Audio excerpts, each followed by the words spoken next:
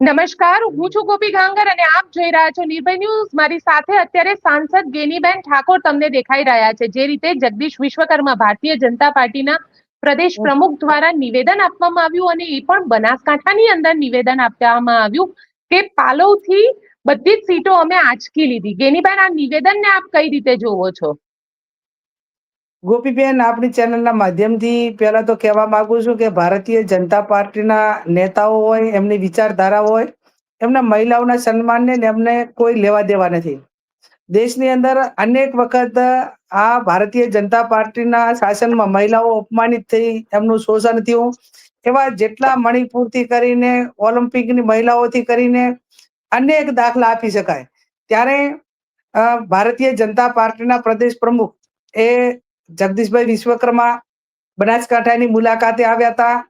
સ્વાભાવિક છે કે એમના ઘણા વર્ષો પછી બહુમતી મળીને જાણે ઈડરિયો ગઢ જીતી લીધો હોય એવા દેખાવો કરીને અહીંયા આમ જે એક ભાષાની મર્યાદા ભૂલ્યા હોય અને જેમ કાર્યકરોને આમ અતિ એક ખુશી હોય કે એમની સત્તાનું એમને અભિમાન હોય, એમાં બનાસકાંઠામાં આવીને એવું બોલ્યા કે અમે બનાસકાંઠા જિલ્લા પંચાયત એ જીત્યા અને અહીંયા જ્ઞાનીબેન એ બનાસની બેન કેવડાવે છે અને બેન હોવા છતાં લોકસભાની અંદર મહિલા જે આરક્ષણ બિલ છે એનો વિરોધ કરે છે અને ગુજરાતની મહિલાઓનું અપમાન કરે છે, દેશની મહિલાઓનું અપમાન કરે છે. અને એટલા માટે બનાસકાંઠાની જનતાએ એમને જવાબ આપ્યો અને ભારતીય જનતા પાર્ટીના પેજ પ્રમુખોએ, અમારા લોકોએ જ્ઞાનીબેનની સાડીના પલ્લુમાંથી સીટો ખેંચી લીધી. આવું અભદ્ર ભર્યો વ્યવહાર અને અભદ્ર ભાષામાં જે એમને વાત કરી એ પછી અનેક સોશિયલ મીડિયામાં સાધુ સંતોએ, કોંગ્રેસના કાર્યકરોએ સોશિયલ મીડિયાના માધ્યમથી એમને માફી માંગવા માટેની વાત કરી છે અને આવનાર સમયની અંદર એમની સામે શું કાર્યવાહી કરવી એ જનતા જવાબ આપી રહી છે. સામાજિક હોય, રાજકીય હોય, સાધુ સંતો હોય, પણ ભારતીય જનતા પાર્ટીના આ નેતા એટલા ઘમંડમાં છે કે એમને સત્તા આગળ કોઈ સન્માન દેખાતું નથી.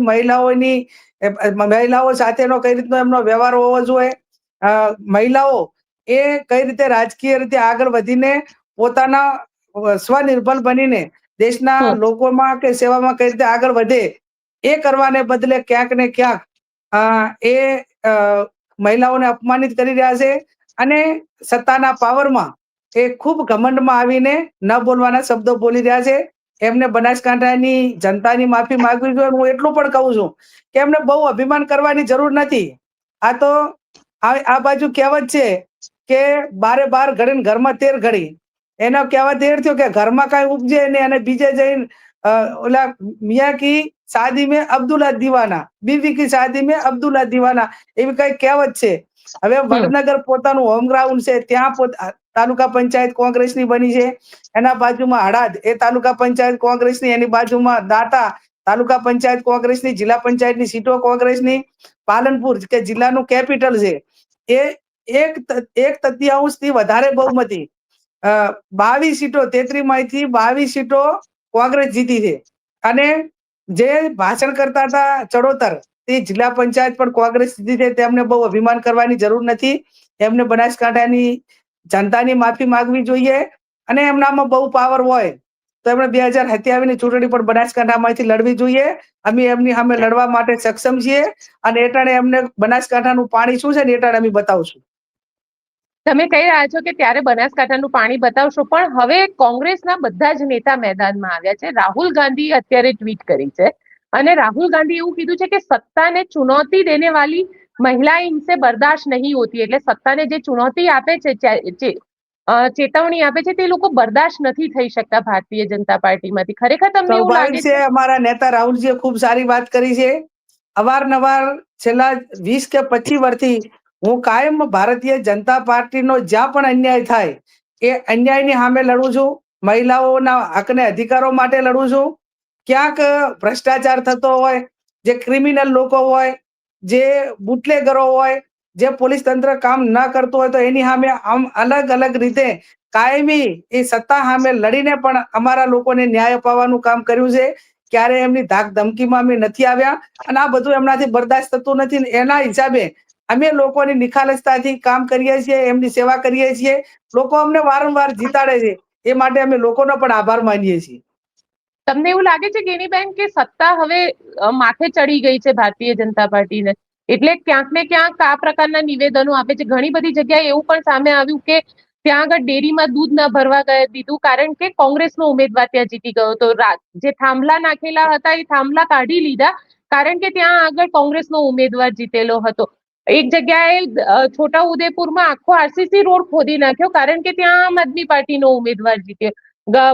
ભરૂચની અંદર તો તલવાર લઈને સામે આવી ગયા ભારતીય જનતા પાર્ટીના ઉમેદવારો કારણ કે કોંગ્રેસના ત્યાં આગળ જીત થઈ હતી.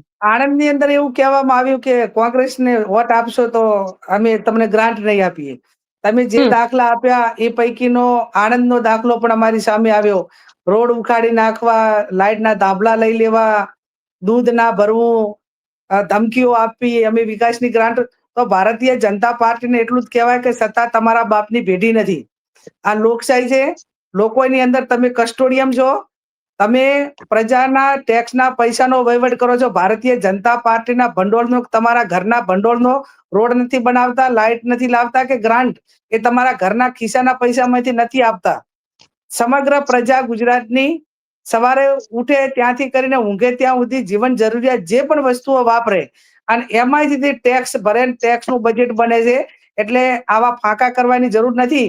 અને ભૂતકાળની અંદર જ્યારે આટલો લાંબો ટાઈમ કોંગ્રેસે શાસન કર્યું તો ક્યારે કોંગ્રેસે તો રોડ નથી ઉખાડ્યા, ક્યારે લાઇટના ધાબળા નથી ઓલા કર્યા. કોંગ્રેસના કોઈ નેતાએ એવો ભાષણ નથી કર્યા કે કોંગ્રેસને વોટ નહીં આપો તો અમે તમને ગ્રાન્ટ નહીં આપીએ. એટલે હવે સત્તાનું અભિમાન છે અને સરમુખતારશાહી જેવું કે હિટલરશાહી, જે હિટલરશાહી તરફ રાજ્ય અને દેશ જઈ રહ્યો છે. કારણ કે ક્યાંક ને ક્યાંક આણંદની અંદર બોરસદની જે તાલુકા પંચાયત છે એની અંદર આમ આદમીના માફ કરજો એઆઈએમઆઈએમ ના જે જીતેલા ઉમેદવારો હતા એ લોકો હવે ભારતીય જનતા પાર્ટીમાં સાથે ભળી ગયા અને ત્યાં સરકાર બનાવી રહ્યા છે.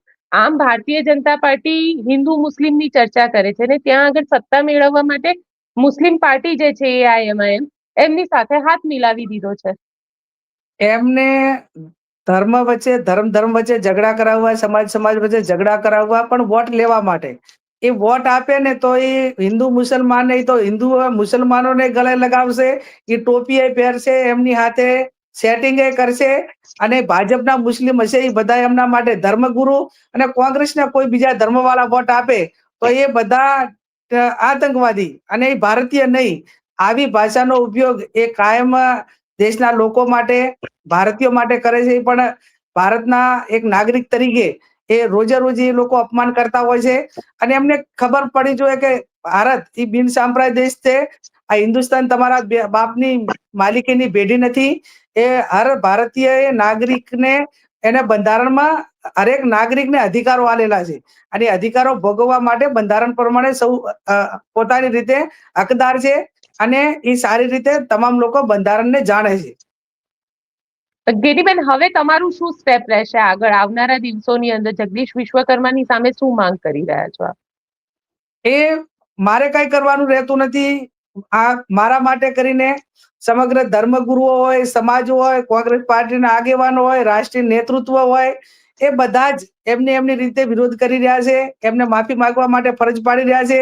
અને હું એટલી જ માગણી કરું કે જ્યાં સુધી જગદીશ વિશ્વકર્મા માફી ન માગે ત્યાં સુધી લોકોનો વિરોધ ચાલુ રહેશે. બિલકુલ ગેનીબેન, આપ અમારી સાથે જોડાયા તેના માટે આપનો ખૂબ ખૂબ આભાર. Thank you.